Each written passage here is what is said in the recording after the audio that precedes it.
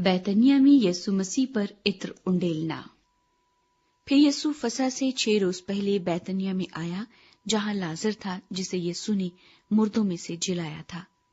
वहां उन्होंने उसके वास्ते शाम का खाना तैयार किया और मर्था खिदमत करती थी, मगर लाजर उनमें से था जो उसके साथ खाना खाने बैठे थे।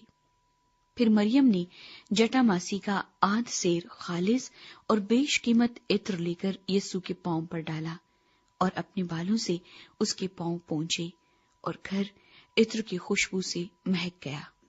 मगर उसके शागिर्दों में से एक शख्स, यहूदा इस्करियोती, जो उसे पकड़वाने को था, कहने लगा, ये इत्र 300 दिनार में बेचकर गरीबों को क्यों न दिया गया? उसने ये इसलिए न कहा कि उसको गरीबों की फिक्र थी, बल्कि इसलिए कि चोर था, और चूंकि उसके पास उनकी थैली